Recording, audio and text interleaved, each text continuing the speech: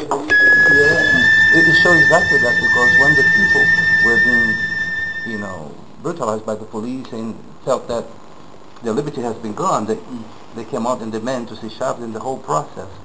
It's very interesting. That's it's quite like the apparent division of the armed forces as well. Yeah. As you see, Exactly. You had the division now for the Mawad case as well. It was very clear there. So that was a coup, clearly a coup. Yeah. But they returned to the same constitutional rule as before, some days after, at least. So it's not a beautiful solution, but still. And then in Ecuador they did the same as in Honduras. They confirmed the coup. Congress said, okay, Mawad is out. Let's go. They did it in Honduras twice, actually. They voted first when he was out, and then they voted, should we have him back?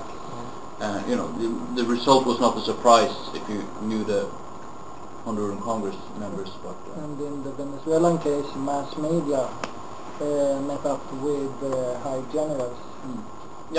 Before. So it was not process through the parliament. No, it's totally different. So that's also a difference. You might like what Congress does or not, because I've had this discussion with about the Honduran case after. What should one do? The international attention, national organization. What should they do? I've always said, the strategy that was chosen was totally wrong. You could never get Zelaya back to that country because you just had to read the realities in Tegucigalpa and the country. Congress was totally against Zelaya. Supreme Court was against Zelaya. The military was against Zelaya. The people were split. But if you can't have the military, the court, or Congress to support you, you can't return. And that was what everyone wanted, the return of Zelaya. I think that was a poor strategy. It turned out it was non-successful. It could never become successful.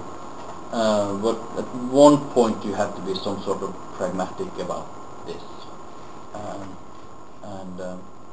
But it's interesting to see the reactions in Honduras might be a start of this wave of types of coups or corruption as well, because one thing many have argued, you might see a new wave of military coups in Latin America. But if you look at the international reaction against this coup, they lost the membership in an Organization of American States, among other things. Economic support and so on and so forth.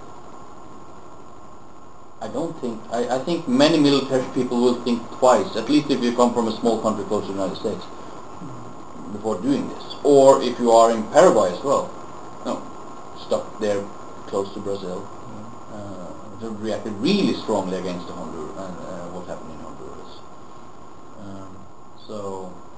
But as I said, I think there's somewhat higher likelihood of military involvement now than before, but the reaction against Honduras is quite strong as well, so you never know. Is the start of a wave of military involvement, or the reaction strong enough to prevent them? I don't know. Depends on what these military leaders see on TV and read in the media. So. Exactly. You never know. Thank you very much. Or a final question? Okay. Congratulations for the research. Very interesting. Many reasons. I would like to ask a short question about what is your opinion about political parties in that country, in Latin America? It was an important subject in this period, or maybe not? What do you think? The whole parties and party systems debate is kind of, it's really interesting because in terms of the interruptions, parties as such has been kind of the ignored factor here. What do parties do? Because you had the streets, you have this one professor coming from the studies of civil society, Brazilian studies, called Kathleen Hochstadt, and she wrote about how civil society is, removing precedent, street pressure and so on. And you have the more institutional literature from where I come from, somewhat, with the whole presidentialism debate. But none of them touch political parties. and what to do, and what their role have been in these events.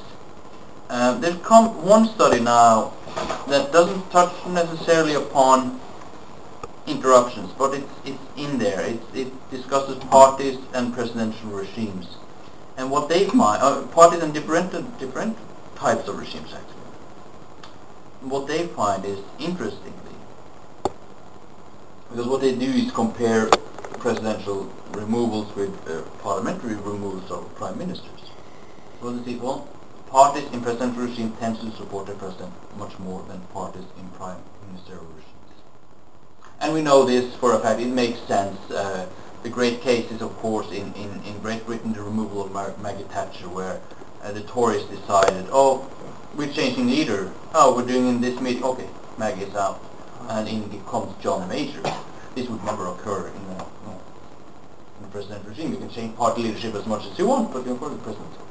So they looked at some of these cases and found that only really in one case and maybe 1.5 including Venezuela, where the party has turned on their president and voted against. That was part of why.